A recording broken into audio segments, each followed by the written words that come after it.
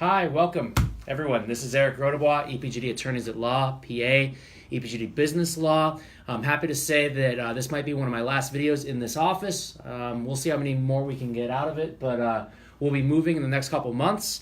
It should be bittersweet because I've been here for 4.5 years, and it'll be sad to leave all of our great co-tenants and people around the building. So today I want to talk to you guys about the I-9 scam. Okay, who am I talking to? I'm talking to business owners. If you own a business and you have employees, you better know what an I-9 is. But let's do a quick review if you don't. The I-9 is the employment verification form. It's essentially the form where the federal government makes U.S. employers, which is anybody who has employees, verify that those employees are legal to work in the United States. This is how the federal government imposes the immigration laws on regular businesses. And you'll notice that collecting taxes, they put it on the businesses. Making sure people have health care for many businesses over a certain number of employees, they put it on the businesses. Making sure that people contribute to Social Security, Medicaid, federal unemployment, the state and local unemployment taxes, they put it on the businesses. So the form's pretty easy.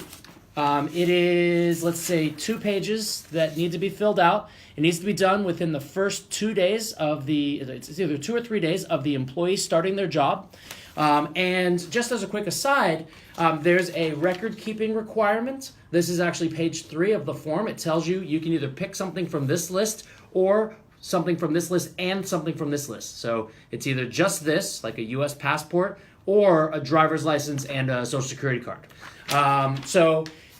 The employer has a record-keeping requirement, and what will happen is USCIS, the U.S. Customs and Immigration Service, will raid employers, and they'll say, hey, let us see all of your I-9 records for the last couple years. And the penalty, the potential penalty, is $1,000 per violation. So let's just imagine you're a restaurant. And restaurants have a lot of turnover. The average employee maybe lasts 6 months. So let's say at any given time you have 10 employees, which means that in a year you'll have 20 employees, which means that in 2 years you might have 40 employees, and it might be even more than that. And let's say that you just didn't even know that you were supposed to be doing this. That could be a $40,000 fine just in 2 years. Now, a lot of times what they'll do is they'll try and make an example of you, or they'll try and slap you on the wrist and say, never do it again. And then if they come back 2 years later and they're like, hey, come on, you were supposed to know, then they'll do the heavy penalties. So the first time might be a slightly reduced penalty. Okay, so here's what the scam is. You ready? So emails coming to employers that look completely legit. They look fantastic. They look like they're from the government. And here's the kicker. They even come from a uscis.gov email account. And they've got the logos, they've got the layout, everything looks legit. And they say, hey, starting now, we want you to just upload your I-9s to us. So please reply to this email with a copy of all the I-9s you have. And let's just talk about what the I-9 has. Last name, first name, middle name, other names, address, birth date, Social Security number, email, copy of their passport, copy of their Social Security card, copy of their driver's license. Like, are you kidding me? It's like a treasure trove of everything you would ever want if you were going to do identity theft.